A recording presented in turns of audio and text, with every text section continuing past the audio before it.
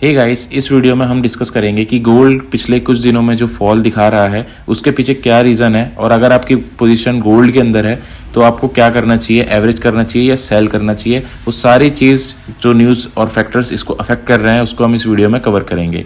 तो ये जो अभी ग्लोबल मार्केट में हुआ है वो नॉर्मल क्रैश नहीं है, ये एक सिग्नल है कि सिस्टम के अंदर कुछ फंडामेंटली चेंज हो रहा है।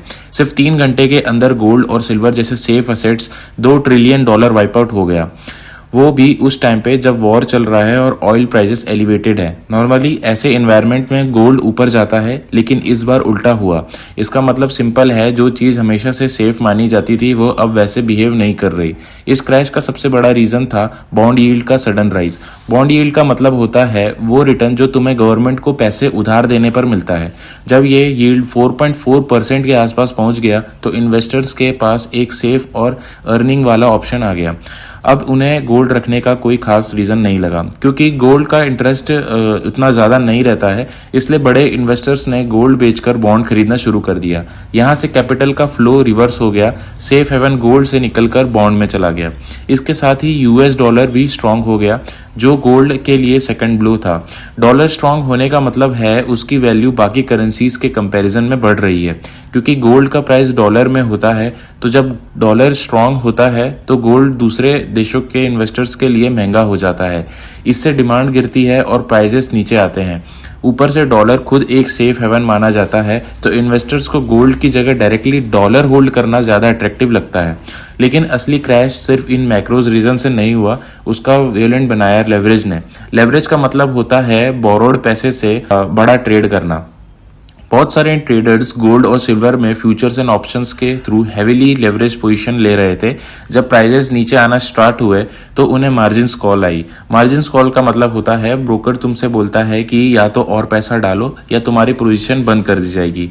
जब लोग पैसा नहीं डाल पाए तो उनकी पोजीशन ऑटोमेटिकली सेल कर दी गई। इसके साथ स्टॉप लॉसेस भी ट्रिगर हुए। स्टॉप लॉसेस एक प्री सेट ऑर्डर होता है जहां प्राइस एक लेवल तक गिरते हैं और ऑटोमेटिकली उनकी सेलिंग हो जाती है। लेकिन जब बहुत सारे लोग एक ही लेवल पर स्टॉप लॉस लगाते हैं और प्राइस वहां तक पहुंचता है तो एक साथ मैसिव सेलिंग शुरू हो जाती है। ये एक चेन रिएक्शन क्रिएट करता है जहां सेलिंग और एक्सेलरेट हो जाती है। फिर आता है सबसे डेंजरस पार्ट, लिक्विडिटी का खत्म हो जाना। लिक्विडिटी का मतलब होता है मार्केट में बायर्स और सेलर्स की अवेलेबिलिटी।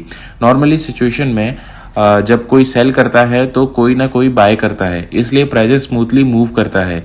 लेकिन इस केस में सेलर्स बहुत ज़्यादा हो गए और बायर्स ऑलमोस्ट गायब हो गए। इस सिचुएशन को लिक्विडिटी वैक्यूम कहते हैं, मतलब प्राइस को सपोर्ट देने वाला कोई नहीं होता और प्राइस सडनली फ्री फॉल कर जाता है। ये पूरा इवेंट एक्चुअली एक फोर्स्ड लिक्विडेशन था। फोर्स लिक्विडेशन का मतलब होता है कि इन्वेस्टर्स अपनी मर्जी से नहीं बल्कि मजबूरी में एसेट बेच रहे हैं मार्जिन कॉल या लॉस कवर करने के लिए। गोल्ड और सिल्वर को लोगों ने एक सेफ एसेट के तरह होल्ड नहीं किया, बल्कि उन्हें बेचकर अपनी दूसरी लॉसेस कवर की।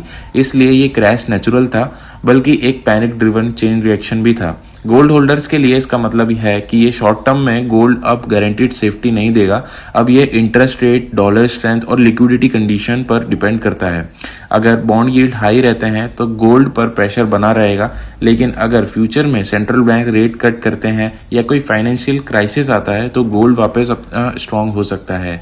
सो इन्हीं सब फैक्टर्स के कारण गोल्ड इतना शार्पली फॉल कर रहा है। और अगर इन फ्यूचर कोई नया अपडेट आता है गोल्ड के regarding like this bond yield, तो हम उसको आने वाली वीडियोस में कवर करेंगे। If you like these kinds of video जिसमें हम शॉर्ट में मार्केट में चल रही वॉलेटिलिटी के पीछे के जो फैक्टर्स हैं उनको कवर करें, तो आप इस चैनल को चेक कर सकते हैं। थैंक्स फॉर वॉचिंग, मिलते हैं अगले वीडियो में।